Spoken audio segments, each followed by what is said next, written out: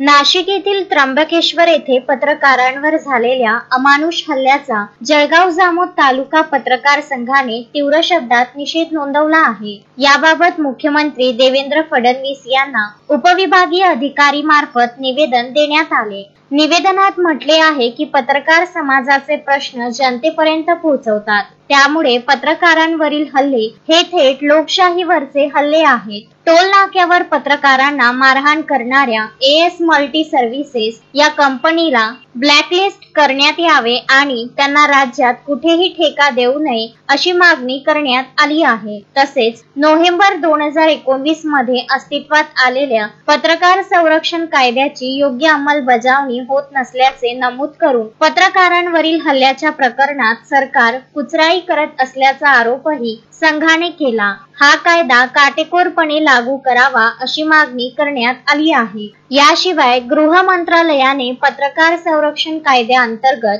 प्रलंबित प्रकरणांची चौकशी करण्यासाठी समिती गठीत करावी अशीही मागणी करण्यात आली आहे। जिल्हा स्तरावर जिल्हाधिकारी यांच्या अध्यक्षतेखाली पत्रकार हल्ला विरोधी कृती समिती स्थापन व्हावी, त्यात जिल्हा पोलीस अधीक्षक सचिव असावेत, तसेच वकील संघाचे अध्यक्ष व सामाजिक कार्यकर्ते सदस्य म्हणून असावेत असेही निवेदनात नमूद केले आहे। निवेदन देताना तालुकाध्यक्ष विनोद चिपळे, तालुका उपाध्यक्ष संतोष कुलथे, तालुका सरचिटणीस अश्विन राजपूत, तालुका कार्यवाह अमोल भगत, तालुका संघटक मंगेश बहुरूपी, सहसंघटक विजय वानखडे, संदीप भावसार यांच्यासह पत्रकार बंधू उपस्थित होते।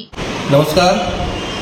राज्यात पत्रकारांवरील हल्ल्याच्या घटना ह्या दिवसेंदिवस वाढतच चाललेल्या आहेत। अशीच एक घटना नाशिक येथील त्र्यंबकेश्वर या ठिकाणी होऊ घातलेल्या कुंभमेळ्याच्या अनुषंगाने संत महंतांची बैठक आयोजित केली होती। या बैठकीच्या वृत्तसंकलनासाठी काही पत्रकार बांधव त्या ठिकाणी जात असताना नाशिक येथील एका टोल नाक्यावर त्यांच्यावर गावगुंडांनी अत्यंत भ्याड हल्ला केलेला आहे। या भ्याड हल्ल्याचा जळगाव जामोद पत्रकार संघाच्या वतीने आम्ही तीव्र निषेध करतो आणि जोपर्यंत आरोपींना कठोरात कठोर शिक्षा होत नाही, जर त्यांच्यावर पत्रकार संरक्षण कायद्याअंतर्गत गुन्हे दाखल झाले नाहीत, तर आम्ही लोकशाही मार्गाने तीव्र आंदोलन छेडण्याचा इशारा या ठिकाणी देतो आहोत। धन्यवाद। मनीष ताडे, विदर्भ न्यूज, जळगाव जामोद।